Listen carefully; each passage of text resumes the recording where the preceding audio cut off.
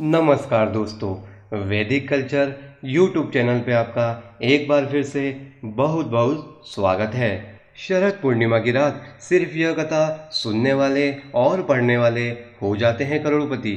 माता लक्ष्मी होती है प्रसन्न। दोस्तों, अश्विन मास की पूर्णिमा को शरद पूर्णिमा, रास पूर्णिमा अथवा कोजागिरी पूर्णिमा के नाम से जाना जाता है। इस साल यह 19 अक्टूबर मंगलवार को है। शास्त्रों के अनुसार पूरे साल भर में केवल इसी दिन चंद्रमा अपनी 16 कलाओं से परिपूर्ण होता है। यह 16 कलाएं हैं अमृत, मनदा, पुष्प, पुष्टि, तुष्टि, धृति, शासनी, चंद्रिका, कांति, ज्योत्सना, श्री, प्रीति, अंगदा, पूर्ण और पूर्णामृत। शरद पूर्णिमा के दिन ही समुद्र मंथन से चंद्रमा, भगवती श्री महालक्ष्मी, अमृत कलश व देवता धन्वंतरी प्रकट हुए थे और इसी दिन जगत जननी माता महालक्ष्मी का पुनः विवाह श्री हरि विष्णु से हुआ था और इसी दिन भगवान श्री कृष्ण ने राधा रानी और गोपियों के साथ महारास रचाया था। शास्त्रों में कहा गया है कि इसी दिन रात्रि को चंद्रमा की किरणों से अमृत बरसता है।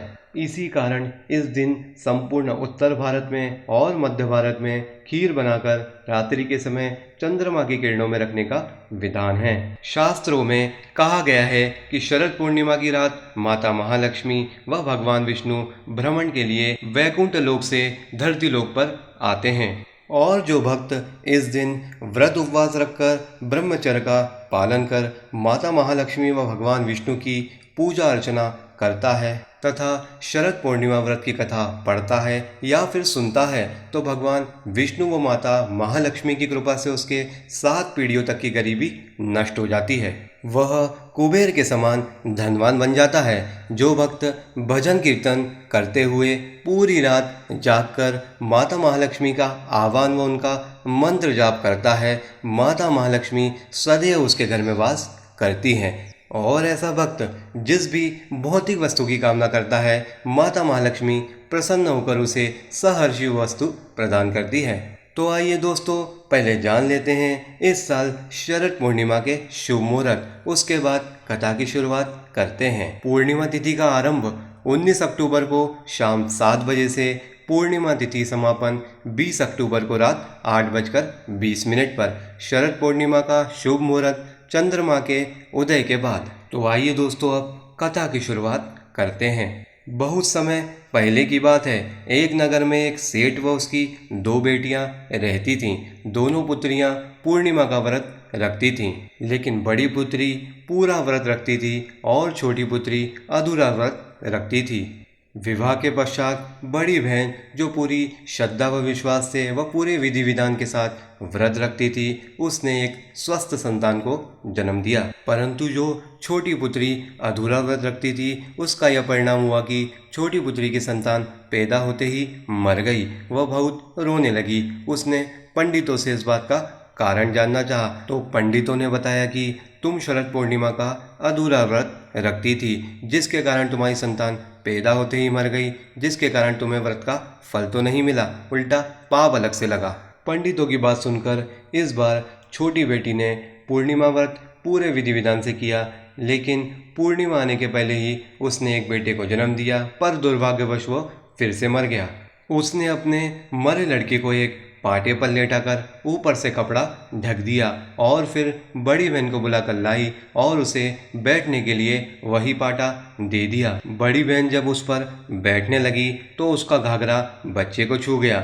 घाघरा बच्चे को छूते ही बच्चा रोने लगा। तब बड़ी बहन ने कहा कि तुम मुझे कलंक लगाना चाहती थी, मेरे बैठने से यह मर जाता। तब छोटी बहन ने कहा, यह तो पहले से ही मरा हुआ था, तेरे घाघरा के स्पर्श से यह पुनर्जीवित हो गया। यह तेरे शरद पूर्णिमा व्रत करने का ही चमत्कार है। उसके बाद पूर्णिमा व्रत की शक्ति का महत्व पूरे नगर में फैल गया और नगर में पूर्णिमा का व्रत पूरे विधि विधान से करने का ढिंढोरा पिटवा दिया गया। जिस प्रकार भगवान श्री हरि विष्णु व माता महालक्ष्मी ने सेठ की बेटी की कामना पूर्ण कर उसे मातृ सुख प्रदान किया, उसी प्रकार हम पर व हमारे सारे परिवार पर भगवान श्री हरि विष्णु व माता महालक्ष्मी की कृपा बनी रहे। जय माता महालक्ष्मी, जय भगवान श्री हरि विष्णु। तो आइए दोस्तों, अब जान लेते हैं शरद पूर्णिमा की पूजा किस प्रकार करनी चाहिए। शरद पूर्णिमा के दिन सबसे पहले ब्रह्म मुहूर्त में उठना चाहिए। फिर शरद पूर्णिमा के व्रत का संकल्प लें। उसके बाद पवित्र नदी, जलाशय या कुंड में स्नान करें। अगर आप ऐसे स्थान पर रहते हैं जहां यह उपलब्ध नहीं है, तब नहाने के पानी में गंगा जल डालकर स्नान करना चाहिए। अब पूजा स्थान को गंगा जल से शुद्ध कर उसमें एक चौकी स्थापित करें और चौकी पर लाल वस्त्र बिछाएं। इस चौकी पर माता महालक्ष्मी की मूर्ति व भगवान श्री हरि विष्णु की मूर्ति को गंगा जल से धोकर स्थापित करें। उन्हें सुंदर वस्त्र व आभूषण पहनाएं। आवाहन, आसन, आचमन, गंध, अक्षत, पुष्प, धूप, दीप, नैवेद्य, तांबूल, सुपारी और दक्षिणा आदि अर्पित करें। फिर उनकी पूजा करें और उन्हें पीली मिठाई या सफ़ेद मिठाई का भोग जरूर लगाएं। माता महालक्ष्मी को गुलाब का फूल अर्पित करें या फिर कमल का फूल अर्पित करें तो और भी अच्छा।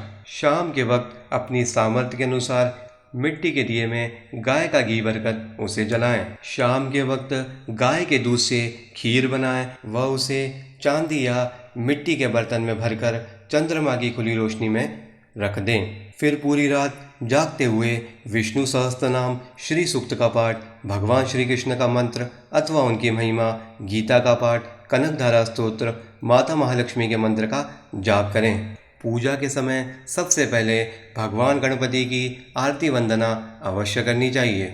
अगली सुबह ब्रह्म मुहूर्त में स्नान करके उस खीर के भोग को माँ लक्ष्मी व भगवान श्री हरि विष्णु को अर्पित करें और उस प्रसाद को घर परिवार के सदस्यों में बांट दें। दोस्तों, जिस जातक की कुंडली में चंद्रमा कमजोर होता है उसको इस खीर का अवश्य सेवन करना चाहिए। तो दोस्तों, इस प्रकार भगवान श्री हरि विष्णु व माता महालक्ष्मी की पूजा व शरद पूर्णिमा का व्रत करने से धन धान्य, सुख समृद्धि, वैभव ऐश्वर्य आदि सब जातक को बड़े ही सुलभ तरीके से प्राप्त हो जाते हैं और हर प्रकार के कर्ज, कलेश, पीड़ा, दुख से मुक्ति मिलती है। जय भगवान श्री हरि विष्णु, जय माता महालक्ष्मी। दोस्तों, आशा करते हैं यह वीडियो आपको पसंद आया होगा। अगर वीडियो पसंद आया हो तो वीडियो को लाइक कीजिए और ऐसी और जानकारी के लिए हमारे चैनल को सब्सक्राइब कीजिए। आपके और आपके परिवार को शरद पूर्णिमा की बहुत बहुत शुभकामनाएं और बधाइयाँ। अब मिलते हैं अगले वीडियो में, तब तक के लिए जय श्री कृष्ण।